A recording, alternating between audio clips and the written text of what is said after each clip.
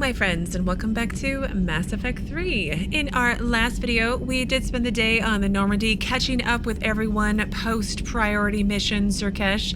Morden's back on our ship, Rex is back on our ship, we have Eve now, who's the female Krogan we saved, so there's been tons of interaction between my companions and sort of companions, and lots of new dialogue, and I've been loving every last minute of it. So in today's video, I want to try to finish up checking in with everybody post-priority mission Zerkesh, and then head back to the galaxy map to do some exploration, and then if there's time, go back to the Citadel. But that's a lot to do, so let's go ahead and get started. So I left off with Liara, so let's talk to her. Ready for the next mission? Yes? Ready for the next mission? Really? Nothing? I got nothing out of you? Well, let's look at the broker terminal at least. Prothean notes 2186 entry 3. If what Javik says is true, his people were imperialists who left the rest of the galaxy quaking in terror. Yeah, it does kind of sound like that, right? Join us or die. And I think he would sacrifice all of us without a thought if it could bring them all back again. Yes, probably. I reviewed my old notes today. They're so childish. Did we romanticize the Protheans because we were dazzled by the technology they left behind? Are these really the people I dedicated my life to studying? Don't meet your heroes, right? That's the saying. Email from Professor Takisha to Dr. O'Doul. I was calling every supply depot stationed around the Crucible to find enough pure platinum for the Crucible's primary trigger inlay. We barely had enough left to coat a coffee maker. An hour later, a ship pulled up with 16 tons of platinum, courtesy of the Shadow Broker. Then it flew away to scavenge more materials for the project. The ship's captain emailed me later saying the broker would stay in touch with our needs. That's great, but I'm checking my computer for bugs. Too late. Call between Kasumi Goto and Professor S. Olsen. Kasumi, hi Professor. You know that one-of-a-kind point to the comm server you were talking about the other day? Olsen, do you have any information on its whereabouts? I've got something better. Check your front door. But this server is locked in a Cerberus facility. Not anymore. This will be invaluable for the Crucible. Thank you, Miss Goto. You're the brilliant astrophysicist, Professor. I'm just a tech expert doing some odd jobs. By the way, you would not believe how many credits Cerberus leaves just lying around in the open. I mean, like, there you go. There's the Kasumi we all love. Anything else around here? No? She does have a window. She does. Rex was complaining. Commander. Greetings. Rex was complaining in the last video that he didn't have a window, which I thought was so funny. I did miss him so much. I'm so sad. He's like my partial companion because he doesn't seem like he's going to get to go out on missions with me, which is kind of disappointing. Oh, look, there's my puppy. He's so precious. Okay, let's come over here and check the port cargo. You're saying they survived into this cycle? Yes. We called them collectors. They fought for the Reapers. For a long time, no one knew they were Prothean. And when did you realize? Shepard had no choice but to kill the ones she encountered. They were all indoctrinated, and had been for a long time. I'm sorry. I am grateful. It was an act of mercy. Yes, I suppose it was. Doesn't he kind of give you the, like, Wakanda accent vibe, which I totally love? But every time he talks, I'm just like, waiting for him to say Wakanda forever. Only, like, Protheans forever, right? Anyway, Javik. Did I mention Salarians used to lick their eyes? How far they have come.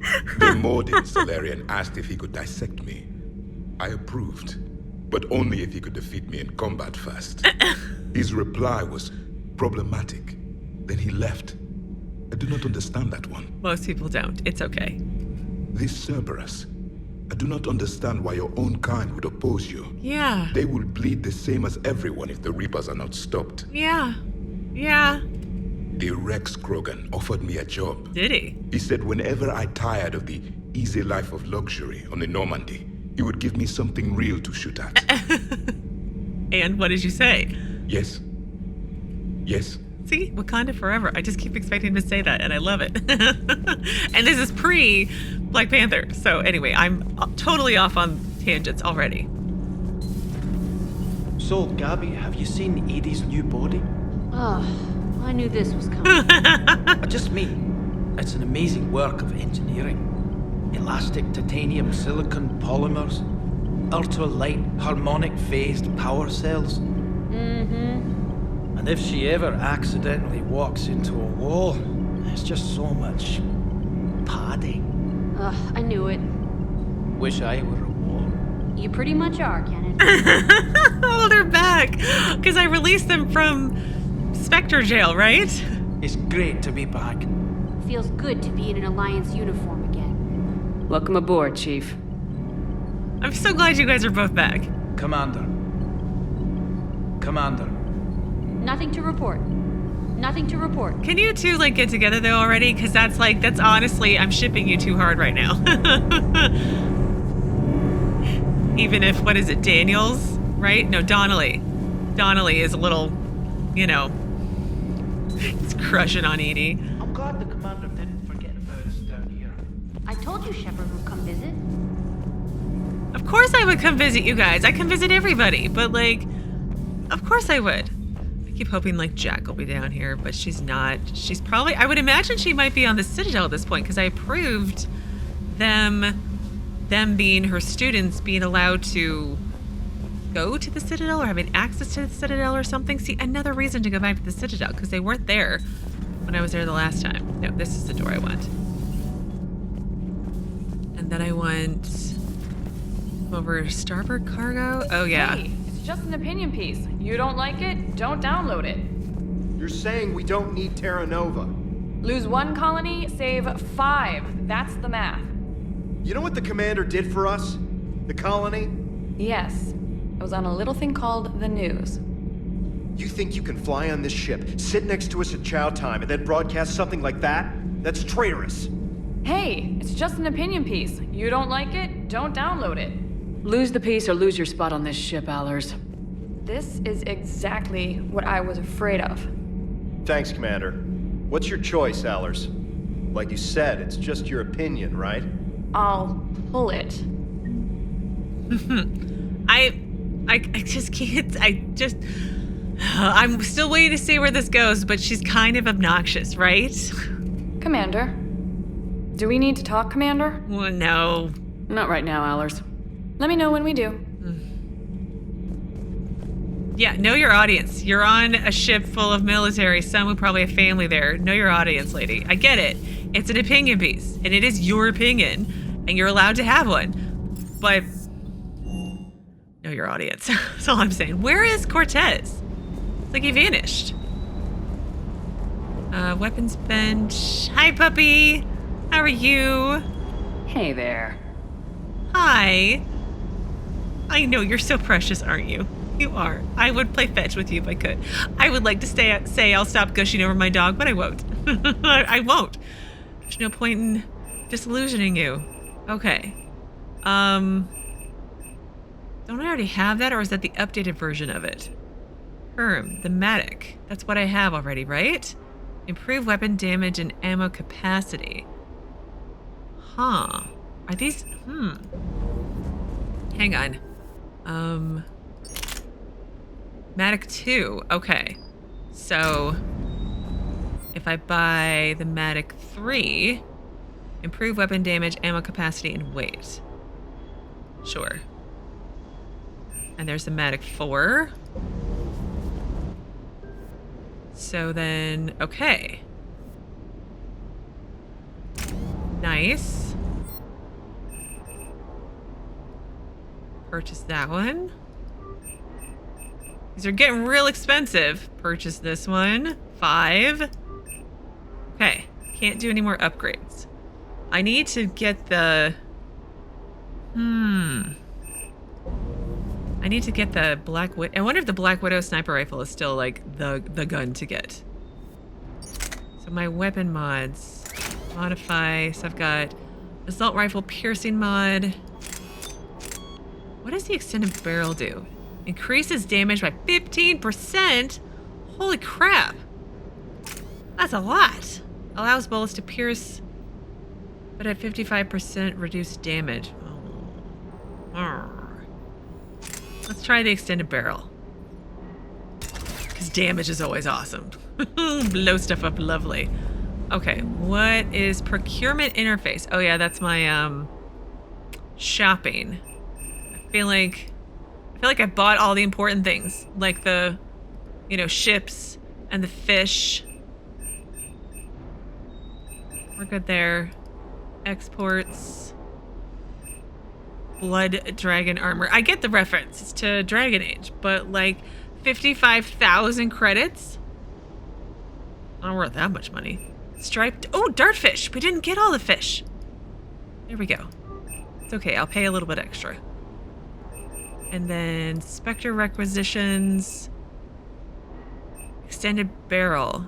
I think I need to find which mods I like the best and just purchase upgrades on those, because that will be the most efficient use of my money. Cipatrine armory. It's extended barrel. It's everywhere. That's a sniper rifle. It looks pretty fancy. And then Elkos combined arsenal supplies. I think we're good. I wish. Can I double click? Okay, I can double click and it opens. Wonderful. Armor locker. I think we're good there. And then... Oh, is he over here? I didn't see you last time. There's Cortez.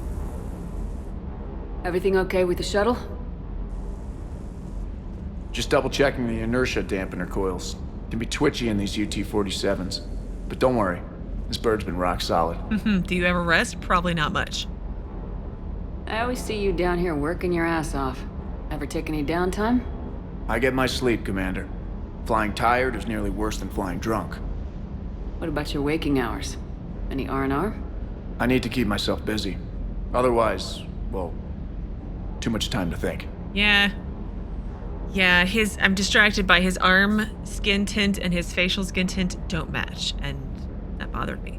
But yeah, he does need to keep occupied because he's worried about his husband, and his husband's dead. Not worried about his husband has passed away, and he's grieving, so he's distracting himself. But don't work too hard. Take more breaks as you need to. Go talk to Dr. Chalkwest. Go talk to anyone, please. Me. I'll listen. I appreciate your dedication, but I don't want to see you burn out. I know my limits. I wouldn't take a chance with your life. So before this war, you must have done something to relax. Sure. I remember back when the Hawking was based out of Arcturus and I was just a fighter jock. There was this observation deck overlooking the main flight paths. You could watch every ship taxi in and out. When I was alone, I'd turn off the auditory emulators and just watch them drift by in silence. You know, there are views like that on the Citadel. Next time we're there, you should take some shore leave. Clear your head. I don't know. Maybe. Do it for me so I don't worry about you, please. Take some time off on the Citadel, Steve. As a favor to me. If you put it that way, how can I say no? You can't. It's an order. You can't. Exactly. Commander, I feel terrible about leaving you on Grissom Academy like that. I did order you to leave. Yeah, doesn't make me feel any better. I'm just glad it all worked out. Sir Kesh certainly offered me a new experience. What do you mean?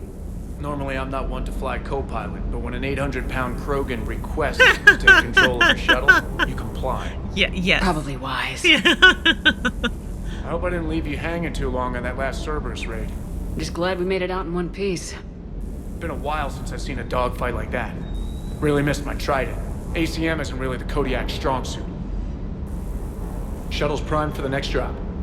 Shuttle's primed for the next drop. Oh, I'm so glad you had dialogue. I was afraid I was gonna have missed it since I didn't follow up with you the last time. Hello, puppy. Where are you going? You gonna go lay down somewhere? Pace around in circles? I'm obsessed with my dog. Hello, James. Wonder what the hell Cerberus was up to on Sir Kesh. Right? I hear we're headed to Tuchanka. Would love to see how things turn out. I'm just saying. Rex is a badass. I bet he's got some real interesting stories to tell. He does, and he loves sharing them, so you should totally go ask him. More than something else. His mouth moves faster than a frog on a hot rock in the middle of summer. Okay, I don't understand what that means, but okay. Do you hear that hum? Yes, Is I that do. just me? No, it's not just you. It is humming down Do you here. hear that hum? Is that just me? It really hurts my ears, actually.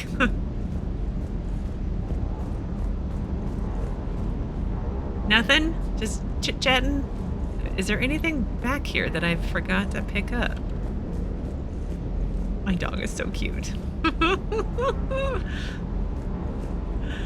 All right, so to the galaxy map we shall go because there's a couple of systems I know that I can explore that were unlocked before we went to Sarkesh, but I'm hoping that there have been a few more opened since then as well. But we'll see. I should probably go look at my fish, but I'll go look at my fish later. Let's save, just in case the Reapers come to get us, even though I'll back out and save anyway.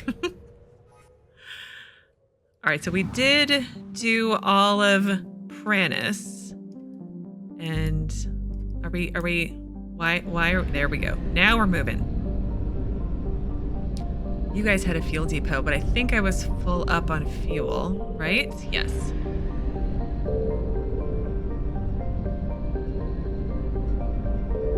So let's see. What options do we have now? Or I said Nebula might be new. Krogan DMZ, we need to go there eventually, but I'm putting that off for a minute. Petra Nebula, Hades Gamma, Gemini Sigma is new, I think. Ninma Cluster, investigate missing scouts. Sigurd's Cradle, Shrike Abyssal, Minos Wasteland. Anos Basin. Was that on my list to do? No, I don't think it was. Let me figure out what we're gonna go do next. Well, I'm not sure if we have a reason to go there, but let's try to do Hades Gamma and Gemini Sigma maybe before we head back to the Citadel, just to get some exploration done, some scanning done. I also need to head back to the Exodus cluster and try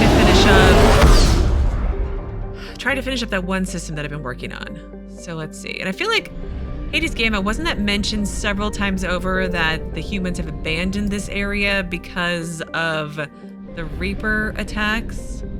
Let's see, of course there's no fuel depot. So let's head over to, Jesus, it's huge. Let's head to Plutus first. Let's try there. We'll do this one last so that if the Reapers come, we can do a quick exit. Oh my, there's so many systems. There should be lots of things to discover then, right?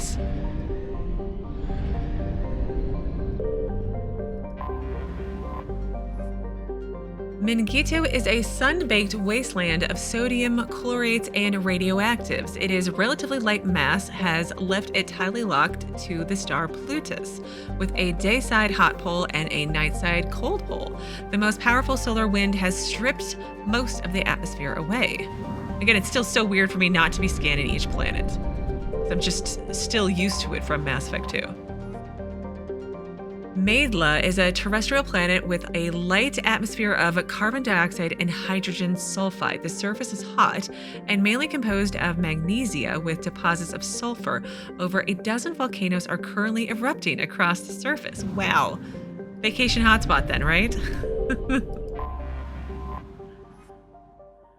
Clocrolis is a modest rock planet roughly the size of Mars. It has a thin atmosphere of carbon dioxide and ethane. Its scorching hot surface is mainly composed of silicate rock with deposits of aluminum and other light metals.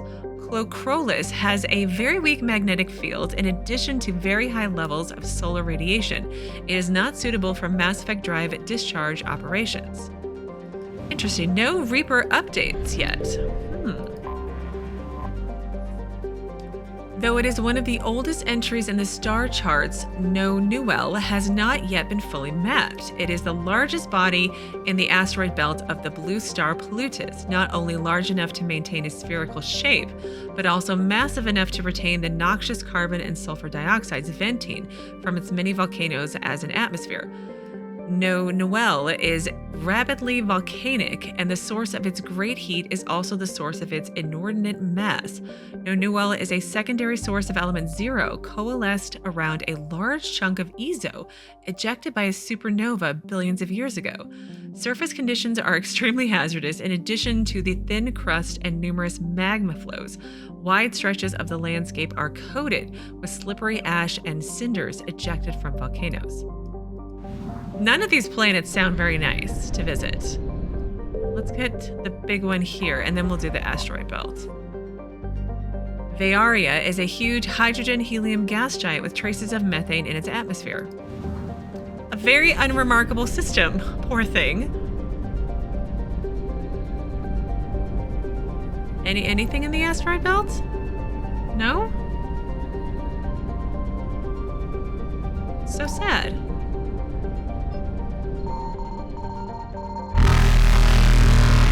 Crap, they're here already? Something. Oh no. Evasion successful. Crap, we have to go back now somehow. Oh, I'm on the other side. That's not good.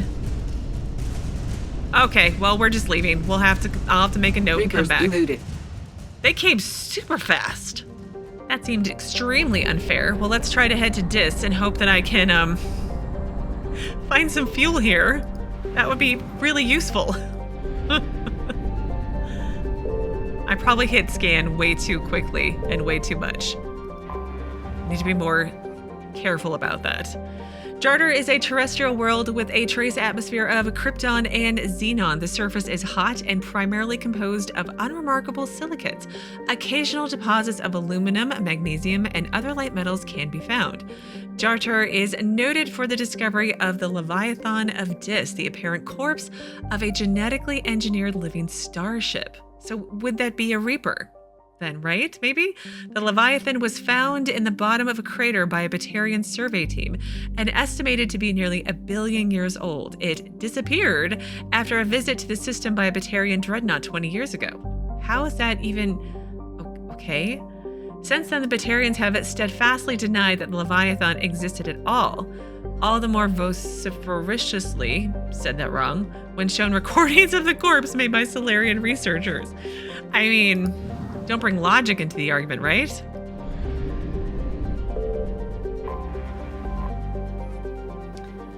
Nearrum is a terrestrial world with a thin atmosphere of methane and argon. Its frozen surface is mainly composed of basaltic rock. Its most prominent feature is the Elos Rift Valley, a long volcanic divergence zone that stretches across half of the northern hemisphere. Okay. Let's do this planet, then we'll check the asteroid belt. Klensal has a thin atmosphere of carbon dioxide and ethane. Its first geological surveys were performed by Batarians and suggested areas of great mineral wealth. Human mining concerns spend billions of credits hustling to the distant system and sinking test bores to claim the system for humanity. That sounds like a really jerk move. Like, Batarians got there first, but then humans tried to sneakily take it from them. Is it any wonder why Batarians don't like us very much? Anyway, but Klensal had only an average level of mineral wealth, valuable but hardly worth the rush and expense. Merida Industry, a small Mexican company hoping to strike it rich in their first extrasolar mining venture, had to file for bankruptcy protection. That's so sad. Investigation revealed that the Batarian crew had deliberately falsified their surveys, hoping it would encourage human rivals to invest in a costly boondoggle. Well, maybe they shouldn't feel so guilty now. But while unethical, this was not technically illegal, and the Batarian government disavowed the personal actions of a few misguided patriots. You know, I just feel like Batarians and humans are never going to get on, and that's just going to be how we have to live with that. The planet is still littered with abandoned mining bases, which are often used as temporary meeting places for criminals. Awesome. Amazing. Let's go around. Batarians using human, I don't want to say greed, but humans wanting to take the best opportunity and using it against them. I'm phrasing this poorly, very poorly, but I hope you understand what I'm trying to say. Probably not, but anyway. Gremar is an icy terrestrial with a thin atmosphere of carbon dioxide and krypton. Its surface is mainly composed of frozen ammonia with deposits of tin and other light metals. When exposed to sunlight, Gremar's ammonia can melt, forming equatorial seas of the toxic chemical. This has allowed a profusion of simple fungus and lichens to evolve in the low energy environment. A byproduct of their metabolism causes them to glow very faintly. While the light of an individual is insignificant, large patches seem to reinforce the light of one another and are visible from space. All right, one more to do, and then we'll carefully scan this time. I should back out and save. I did not do that last time. Maybe that's why they got here so quickly. Raysha is a standard hydrogen-helium gas giant with traces of sodium and ammonia in its atmosphere. During the brief gold rush to Klensal, a few companies established an infrastructure for helium-3 skimming and Duridium mining. I'm probably still saying that wrong, I know. On Raysha's icy moons. When Klensal proved to be less wealthy than expected, the facilities were stripped for parts and abandoned. Oh, that's sad. All right, we're saving. Let's do some scanning.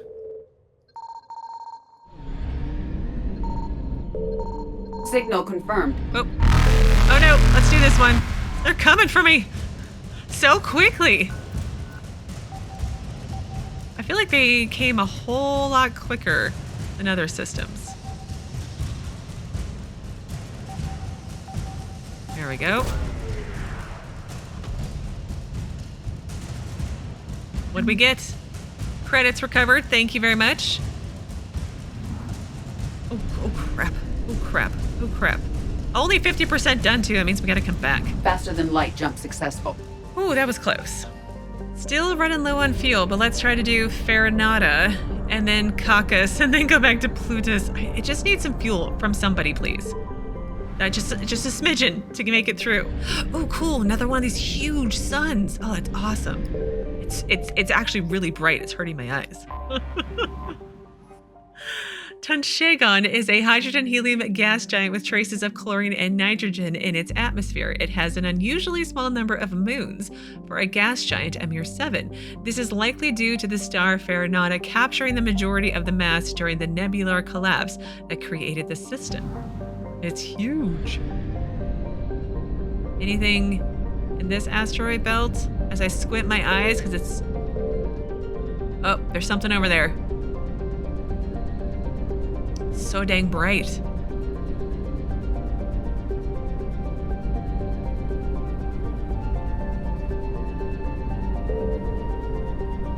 I know I'll come back to you, little red planet, but I want to explore the asteroid belt just in case there was something worth seeing. And my sun is my ship is immune to the sun. Juntauma is a small, broiling terrestrial world. Its thin atmosphere of carbon dioxide and ethane is being steadily blown off by the powerful solar wind from the star Farinata. The surface is scorching hot and mainly composed of sulfur with deposits of copper. Its density is low enough to leave the world tidally locked to Farinata. The Alliance Defense Data Network notes that several ships have been spotted cruising near Juntauma with transponders turned off, while an Alliance patrol attempted pursuit of one. The unidentified vessel rabbited to FTL. Its trail was lost when it obscured its light trace in the confusion of signals along the Anansi Ishtar shipping lane. Sneaky. Sneaky, sneaky. Then the last planet here. With a rare combination of features, Nepneu is of particular interest to the scientific community. Nepneu is a small terrestrial planet with a thin atmosphere of carbon dioxide and krypton. As with all the worlds of Farinata, its surface is scorching hot. The crust mainly consists of silicates laced with iron. Okay, let's back out again. And then back in we shall go. Try to find this spot. It was over here. I found something. You did find something. And they're coming for us. It's got fuel! Yay! Oh. Oh no! They're coming. They're so angry. Okay, let's go this way. This way again. And some more. And some more again.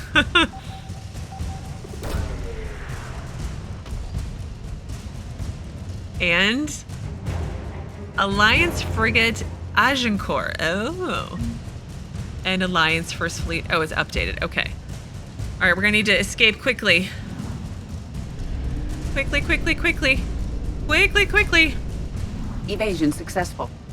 Barely. So, Farinata's done, though. That's great. Let's go to Cacus. So many systems. Okay.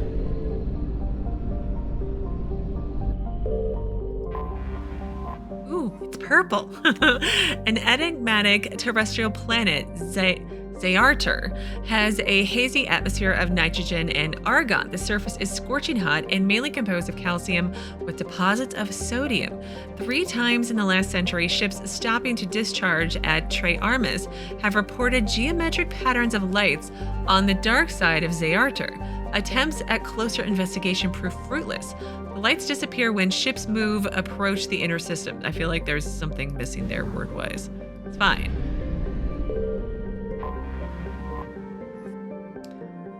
Chohe is a terrestrial planet whose surface is mainly composed of aluminum with numerous deposits of calcium. Though it has enough mass to retain a dense atmosphere, Chohe is nearly a vacuum. This lack of atmosphere allows a moderate average temperature, but the differences between day and night are extreme. The surface of Chohe's sunward-facing side is usually covered by a haze of volatiles, mainly water vapor and carbon dioxide, which returns to the ground as frost over the course of the long cold night.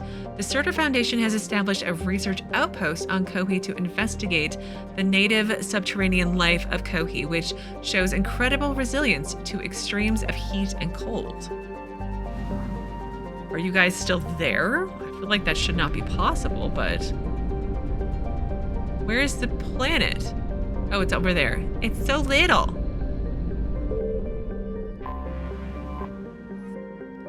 Xamarri is a small, airless, cratered terrestrial, a lifeless rock quite similar to Luna.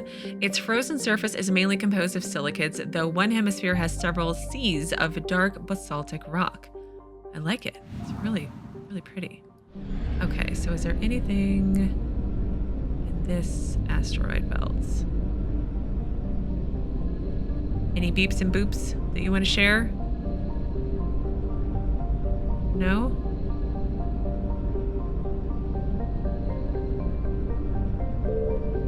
Oh. Oh. That was weird. I just clicked on it. I'll have to try that again. That was random, but awesome. A large but low-density terrestrial world, Faringor is generally believed to consist mainly of water ice, occasionally a welling of metals caused by the interacting tidal force of several large moons, suggests the core is small but extremely dense. Faringor has a thin atmosphere of carbon dioxide and ethane. Its frozen surface is mainly composed of dark carbon-laced water ice. 13 years ago, Faringor's grim surface color and dim illumination drew the cinematographer Raysha to film the exterior scenes of Starless on location. Acknowledged as a masterpiece of Gothic horror, the sets are well preserved by the vacuum, draw hundreds of tourists to the backwater system every year. I read that poorly, but I understood what it was saying. And finally... Maybe. Treyarmus is a hydrogen-helium gas giant with a powerful magnetic field, making it a popular discharge site for freighters working the Anansi-Ishtar shipping route. It is popular enough, in fact, that the Quarian ships can often be found loitering in orbit, selling the freighter crews cheap refreshments, salvage, and odd craftworks assembled by their children. There are no ships in orbit at present, however. Yeah, because they're missing, I think, or they're off, probably no doubt going to war with the Geth, because that's way more important than dealing with the Reapers, but like, what do I know? Uh-oh. They're coming. Signal confirmed. Oh, awesome. Oh, not so awesome. Let's start the scanner. I saw that it was 50% done. I wonder if I have to go back to that one spot and scan it anyway, even though I've accidentally picked up the fuel. I wonder if that's my other 50%. I know I'm following the white indicator. Credits recovered, 10K, awesome. All right, get ready to move. It was over here, right? Oh, I'm gonna have to come back. Reapers eluded. Oh, it's done. Cacus 100%. Perfect. Okay, well, let's head back to Antaeus. We're gonna have to come back here, but we're gonna have to wait a minute. But it is good to get at least some of it done, so that, in theory, when I come back, it should be that much easier. There's a small one here somewhere. Isn't there? I see a small, skinny ring.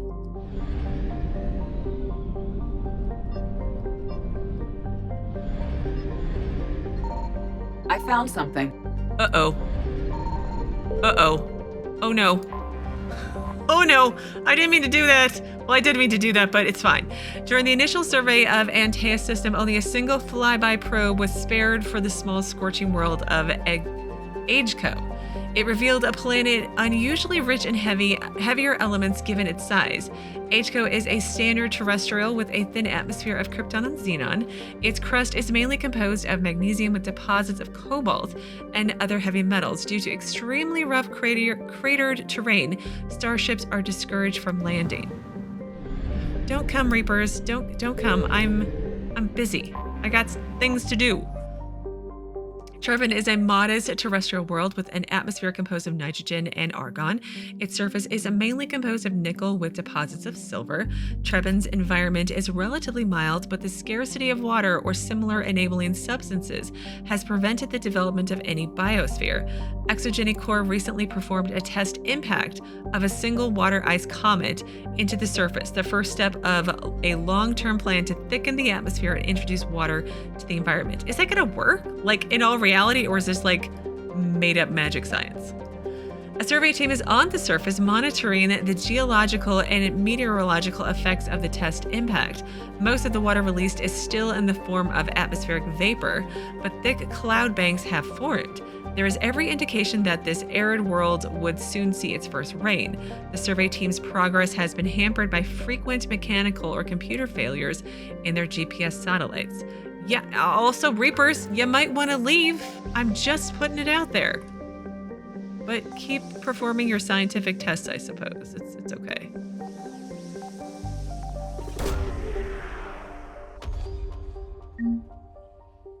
More money. Nice. Okay. Let's try to get through the planets before the Reapers show up. That would be nice. Edmos is a standard hydrogen-helium gas giant with traces of methane in its atmosphere. If Trevin's terraforming is successful, it is expected that a helium-3 fuel refining facility for the system will be set up here. I have no idea why that was so hard to pronounce, but it was. Another huge one. Ploba is the second and by far the larger of Antaeus's two gas giants. Active scans by survey ships have returned tantalizing indications of massive solid structures deep within the atmosphere, too regular in pattern to be anything natural. Some believe Ploba is a Jupiter brain, a planet-sized supercomputer. Adherents of this theory have fruitlessly beamed signals towards the sunken mecha structures, hoping to get the machine's attention. I feel like I remember this from one of the last two games. Others believe that an ancient spacefaring race disposed of their weapons of war by dumping them into the planet. The last attempt to reach the salvaged Ploba's deep anomalies went tragically wrong and ended with a crew of 12 being trapped and crushed in the gas giant's lower atmosphere. Maybe it's a Reaper. It's a planet-sized Reaper now.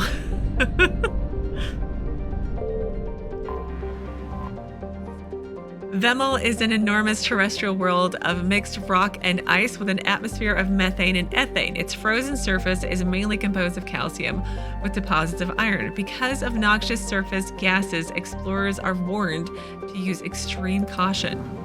Yes, and it's cold too.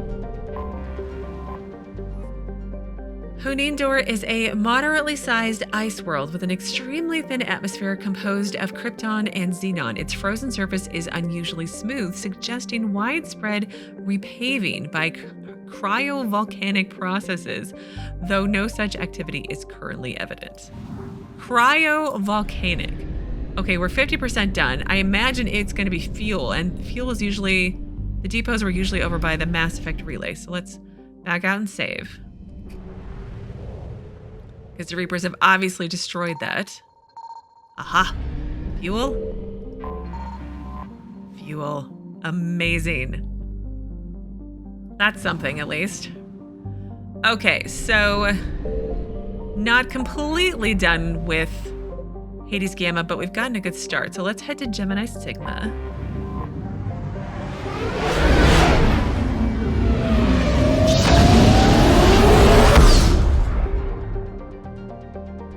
There's one other system, looks like. Well, let's head out to it, and then I'll see if there's any more. Maybe just one other system? Yes, and it's way far away.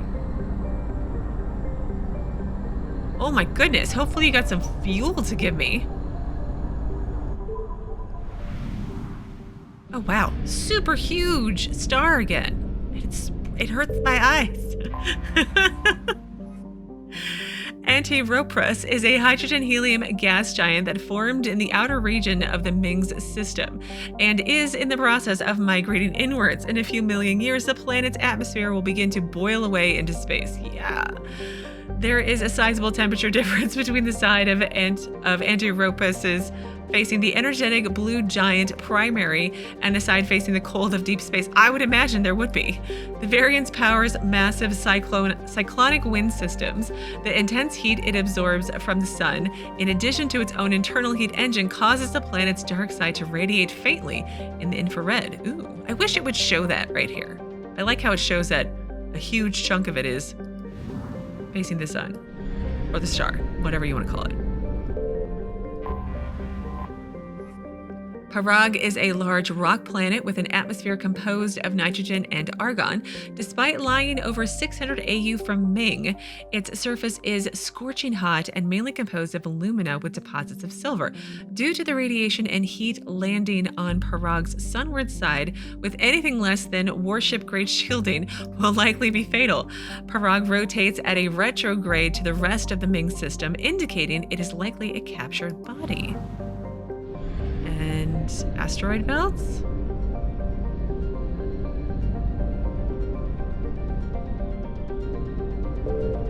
Oh. Trying to click on it again. Aha! I did it! Oh, I don't know if that's meant to be that way or if it's a glitch, but I'm gonna kind of take advantage of it when I can. Okay, nothing there. Altenorc is a small but typical hydrogen-helium gas giant with no outstanding features. Its combination of strong magnetic field and relatively shallow gravity well make it a popular stopover world for discharging FTL drive cores. Okay, well, let's leave. And then back in we shall go. We shall scan. Signal confirmed. Oh, okay. Start scanner.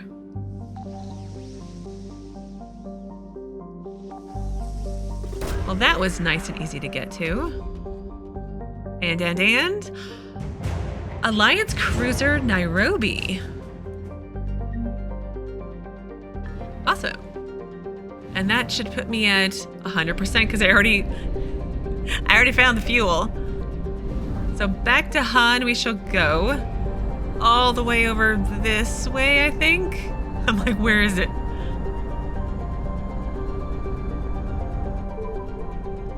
Oh, no. Oh, no. Wasted fuel. And I'm going to actually back out, and this is where we are going to pause for today.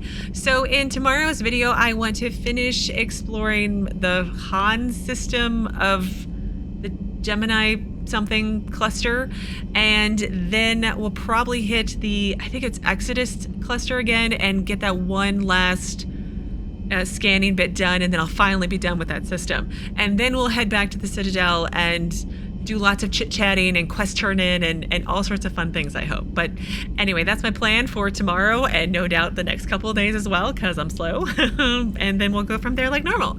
But as always, thank you so very much for watching. Please do keep yourselves safe, and I will see you again tomorrow with another new Mass Effect 3 video.